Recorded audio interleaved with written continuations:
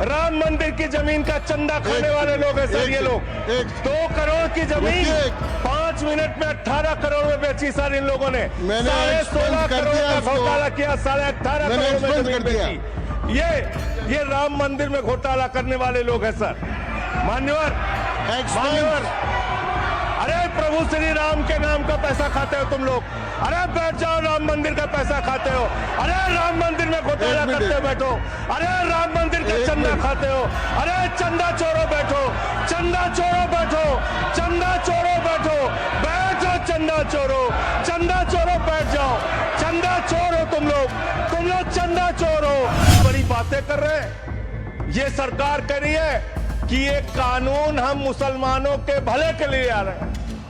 जब मैं आपसे सुनता हूं तो मुझे लगता है कपिल शर्मा कॉमेडी सर्कस में बोल रहा है। आप मुसलमानों का भला कर रहे हैं, आप मुसलमानों का भला कर रहे हैं। दोनों सदन में एक भी सदस्य, दोनों सदन में सिर्फ एक सदस्य गुलाम अली को छोड़ के एक भी सदस्य आपका मुसलमान नहीं है। आप मुसलमानों का भला कर रहे हैं, आप मुसलमानों का भला कर रहे हैं। पूरी सरकार में एक मंत्री आपका मुसलमान नहीं है, आप मुसलमानों का भला कर रहे हैं। 2 नेता अपने घरों में आपने बैठा दिया, मुख्तार अब्बास नकवी, शाहनवाज हुसैन, दोनों की राजनीति आपने खत्म कर दी। आप मुसलमानों का भला कर रहे हैं। अगर न हिंदू को खुश होना चाहिए, न सिख को खुश होना चाहिए, न ईसाई को खुश होना चाहिए, न जैन को खुश होना चाहिए, न बौद्ध को खुश होना चाहिए, क्योंकि नंबर सबका आएगा। और आज वक्फ की संपत्तियां कब्जा करके आप अपने दोस्तों को देंगे। पसंद करना समाज में छुआछूत को, बीमारी को मिटाने के लिए चलिए उठाते हैं कदम। और अगले सत्र में एक बिल लेके आइए, जितने भी हिंदुओं की कमेटियां हैं, ट्रस्ट है, बोर्ड है, उन सारे ट्रस्ट और कमेटियों में 80% आरक्षण दलित, आदिवासी और पिछड़े हिंदुओं को दीजिए। मैं समर्थन करूंगा आपका, माला पहनाऊंगा आपको। आप पिछड़ों का भला करने की बात करते हैं, आप दलितों का भला करने की बात करते हैं। आपकी मातृ संस्था आरएसएस 100 साल तक आपने एक भी दलित, पिछड़ा और आदिवासी, एक भी महिला को आज तक आरएसएस का प्रमुख नहीं बनाया। मैं जैसे उदय प्रताप जी की चंद पंक्तियों से अपनी बात शुरू करूंगा। न मेरा है न तेरा है, ये हिंदुस्तान सबका है। नहीं समझी गई ये बात तो नुकसान सबका है। न तेरा है न मेरा है, ये हिंदुस्तान सबका है। नहीं समझी गई ये बात तो नुकसान सबका है। जो आकर मिल गई इसमें वो दिखलाई नहीं देती, जो नदियां मिल गई इसमें वो दिखलाई नहीं देती। महासागर बनाने में मगर एहसान सबका है, महासागर बनाने में मगर एहसान सबका है। मान्यवर, हम लोग बचपन से एक शब्द सुनते आए, सरकार माई बाप। सरकार माई बाप यानी कि जो सरकार होती है वो लोगों की माई बाप होती है, मां की तरह ख्याल रखती है, पिता की तरह ख्याल रखती है। लेकिन अगर कोई सरकार अपने बच्चों को उसका गला घोटने पे उतारू हो जाए तो वो फिर सरकार निष्पक्ष सरकार नहीं है, नहीं है मान्यवर। वो सौतेली मां है, वो सौतेली मां है, उसका व्यवहार सौतेला है। और आज आप जो काम कर रहे हैं इस बिल के माध्यम से, आप बाबा साहब डॉक्टर भीमराव अंबेडकर जी के द्वारा लिखे गए संविधान की हत्या कर रहे हैं। और ये बात मैं इसलिए कह रहा हूं कि बाबा साहब डॉक्टर भीमराव अंबेडकर जी ने संविधान की धारा 26 में लिखा, धार्मिक मामलों के प्रबंधन की स्वतंत्रता, धार्मिक एवं धर्मार्थ उद्देश्यों के लिए संस्थाओं की स्थापना एवं रखरखाव करना, धर्म के मामलों में अपने स्वयं के मामलों का प्रबंधन करना, चल एवं अचल संपत्ति का स्वामित्व एवं अधिग्रहण करना तथा ऐसी संपत्ति का कानून के अनुसार प्रशासन करना। यह अधिकार आपने नहीं दिया, यह अधिकार किसी भारतीय जनता पार्टी के लोगों ने नहीं दिया। यह अधिकार बाबा साहब डॉक्टर भीमराव अंबेडकर जी के द्वारा लिखे गए भारत के संविधान ने दिया मान्यवर। और आप उस संवैधानिक अधिकार को छीन रहे हैं एक गैर संवैधानिक बिल लाके। क्या क्या लिखा इस कानून के अंदर आपने, किस तरीके से आपने इस संविधान की हत्या करने का काम किया। आप बड़ी बड़ी बातें कर रहे हैं। ये सरकार कह रही है कि ये कानून हम मुसलमानों के भले के लिए आ रहे हैं।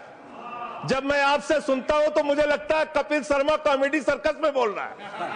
आप मुसलमानों का भला कर रहे हैं, आप मुसलमानों का भला कर रहे हैं। दोनों सदन में एक भी सदस्य, दोनों सदन में सिर्फ एक सदस्य गुलाम अली को छोड़ के एक भी सदस्य आपका मुसलमान नहीं है। आप मुसलमानों का भला कर रहे हैं, आप मुसलमानों का भला कर रहे हैं। पूरी सरकार में एक मंत्री आपका मुसलमान नहीं है, आप मुसलमानों का भला कर रहे हैं। दो नेता अपने घरों में आपने बैठा दिया, मुख्तार अब्बास नकवी, शाहनवाज हुसैन, दोनों की राजनीति आपने खत्म कर दी। आप मुसलमानों का भला कर रहे हैं, आप मुसलमानों का भला कर रहे हैं, आप मुसलमानों का भला कर रहे हैं। अरे सुनना सीखो पहले। मान्यवर, मैं इनके इस कानून में क्या क्या लिखा हुआ है, क्या क्या कहा है इन्होंने। बैठ जाए कृपया, गुलाम अली बैठ जाए। धार्मिक संपत्तियों को ये बिल कब्जा करने की नापाक कोशिश है। इतनी और धार्मिक संपत्तियों को सदन में इतनी कब्जा करने के लिए सदन में इतनी शांति है कि आराम से आप बोलोगे तो आराम से बोल रहा हूं सर। हाँ। आप बैठे हैं तो आपको देख के वैसे ही आराम आ जाता है। आपको देख के मैं वैसे ही आराम में रहता हूं सर। आप जब है आपका संरक्षण है तो आराम से ही बोल रहा हूं। बोलिए। मान्यवर, धार्मिक संपत्तियों को कब्जा करने की एक कोशिश है। इसलिए इस बिल पर न हिंदू को खुश होना चाहिए, न सिख को खुश होना चाहिए, न ईसाई को खुश होना चाहिए, न जैन को खुश होना चाहिए, न बौद्ध को खुश होना चाहिए, क्योंकि नंबर सबका आएगा। और आज वक्फ की संपत्तियां कब्जा करके आप अपने दोस्तों को देंगे, कल गुरुद्वारे की संपत्तियां कब्जा करके आप अपने दोस्तों को देंगे, फिर चर्चों की संपत्तियां कब्जा करके आप अपने दोस्तों को देंगे, फिर बौद्धों की संपत्तियां कब्जा करके आप अपने दोस्तों को देंगे, फिर जैनों की संपत्तियां कब्जा करके आप अपने दोस्तों को देंगे, फिर मंदिरों की जमीनें कब्जा करके आप अपने दोस्तों को देंगे। आप तो वो लोग हैं जिन्होंने प्रभु श्री राम के मंदिर में भी घोटाला किया। मान्यवर, प्रभु श्री राम के मंदिर के जमीन में घोटाला किया। मैं कागज दूंगा सर, मैं कागज दूंगा। बंद कर दिया मैंने। ये लोग राम मंदिर में घोटाला करने वाले लोग हैं, राम मंदिर की जमीन का चंदा खाने वाले लोग हैं सर। ये लोग 2 करोड़ की जमीन 5 मिनट में 18 करोड़ में बेची सर इन लोगों ने। 16.5 करोड़ का घोटाला किया, 18.5 करोड़ में जमीन बेची। ये राम मंदिर में घोटाला करने वाले लोग हैं सर। मान्यवर, अरे प्रभु श्री राम के नाम का पैसा खाते हो तुम लोग। अरे बैठ जाओ, राम मंदिर का पैसा खाते हो। अरे राम मंदिर में घोटाला करते बैठो। अरे राम मंदिर का चंदा खाते हो। अरे चंदा चोरो बैठो, चंदा चोरो बैठो, चंदा चोरो बैठो, बैठो चंदा चोरो, चंदा चोरो बैठ जाओ।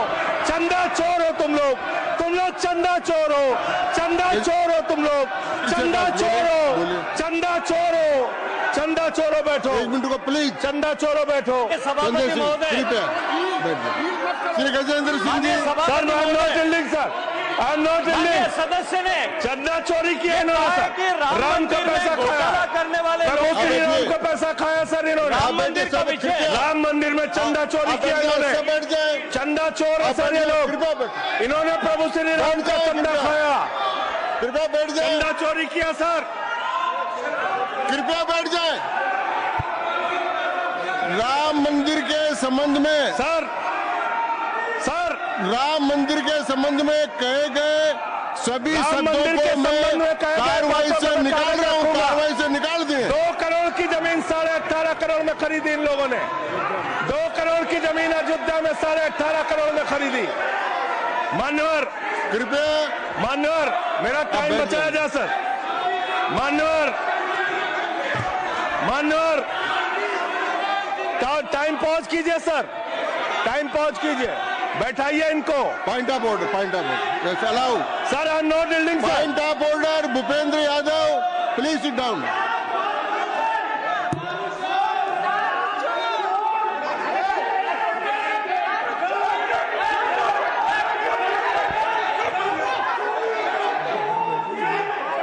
पॉइंट ऑफ ऑर्डर मैंने दिया। आप जाइए स्थान पर, कृपया अपने स्थान पर जाएं। मैंने व्यवस्था का प्रश्न उठाने का मौका दिया भूपेंद्र जी यादव को। आप सब लोग अपने स्थान पर जाएं, कृपया अपने स्थान पर चले जाएं, कृपया अपने स्थान पर जाएं, कृपया बैठे। मैंने भूपेंद्र जी, कृपया बैठ जाए, कृपया। श्री भूपेंद्र से आप पिछड़े मुसलमानों का भला करने जा रहे हैं। सुनने में बहुत अच्छा लगता है कि आप पिछड़े मुसलमानों का भला करने जा रहे हैं। आपने इसमें कहा कि आप महिलाओं का भला करने जा रहे हैं। सुनने में बहुत अच्छा लगता है कि आप महिलाओं का भला करने जा रहे हैं, लेकिन ये सरकार और यहां पे इस समय मंत्री जी नहीं है, मैं उनसे पूछना चाहता हूं, आप देश को और सदन को गलत जानकारी क्यों दे रहे हैं?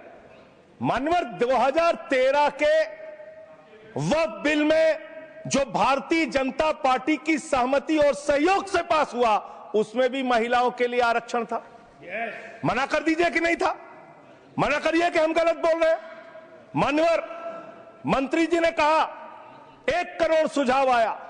मैं आपसे पूछना चाहता हूं, कितने करोड़ ईमेल आए, कितने करोड़ पत्र आए, कितने करोड़ सुझाव आए? पूरे देश को जानकारी दीजिए, और मैं आपको दावे के साथ कह सकता हूं, जब पूरा सच सामने आएगा तो देश को पता चलेगा कितने लोग इस बिल के विरोध में थे, कितने लोग इस बिल के समर्थन में थे। मैं जेपीसी का सदस्य था मानवर, मैं कह रहा हूं आपसे लाइए। और आप पिछड़े मुसलमानों का भला करना चाहते हैं? मैं आपसे हाथ जोड़कर निवेदन करता हूं, विनती करता हूं, और हमारे जो मित्र उधर भी हैं, अगर आप मेरी बात से सहमत हैं तो समर्थन करना।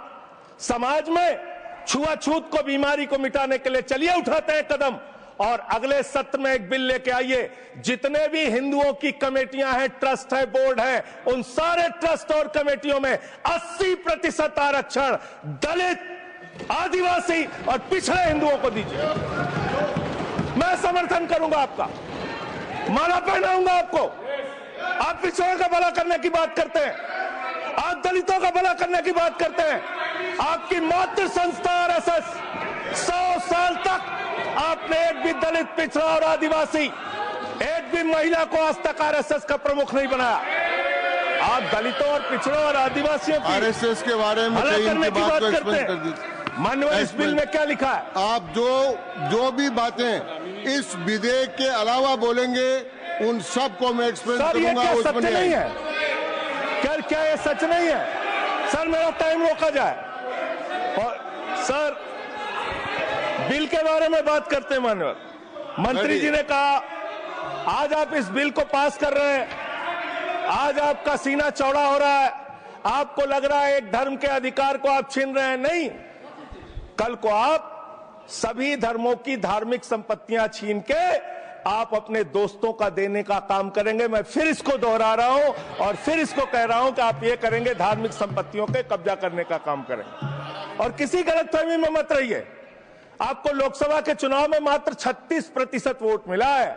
इस देश की 64% आबादी आज भी आपके खिलाफ है, आज भी आपके खिलाफ खड़ी है।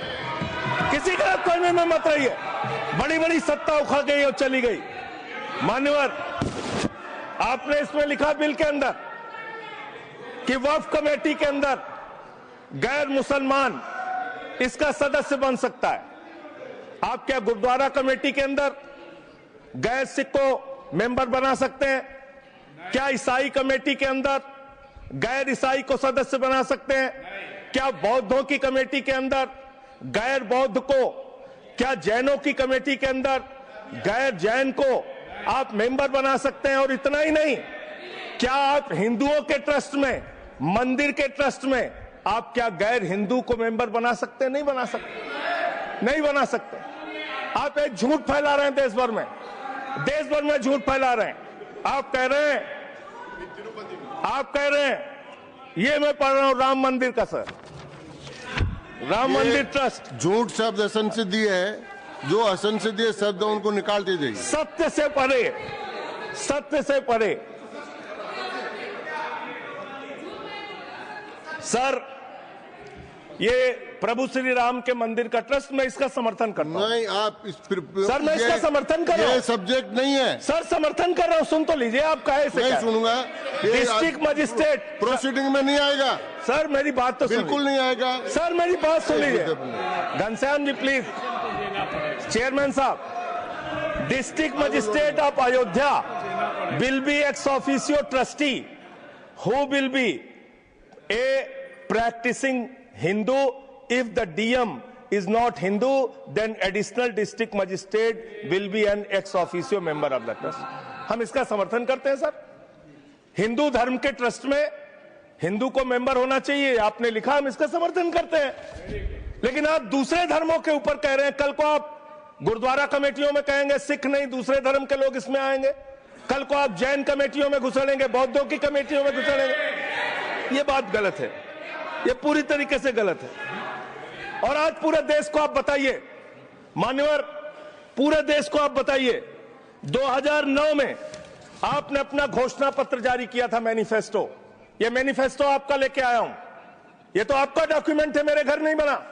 इस मैनिफेस्टो में लिखा है इन्होंने कि 2009 के मैनिफेस्टो में लिखा है कि वक्फ की जमीनों पर जो अवैध कब्जे हुए हैं, के.आर. रहमान की कमेटी की रिपोर्ट के हिसाब से हम मुस्लिम धर्म गुरुओं के साथ बातचीत करके उसको खाली कराने का काम करेंगे। कितना दोहरा चरित्र है आपका। आपने कहा वक्फ की जमीनों को खाली कराने का काम करेंगे जिसपे कोई और कब्जा कर रखा है। मान्यवर, एक और बात, सुप्रीम कोर्ट के अंदर आप कह रहे हो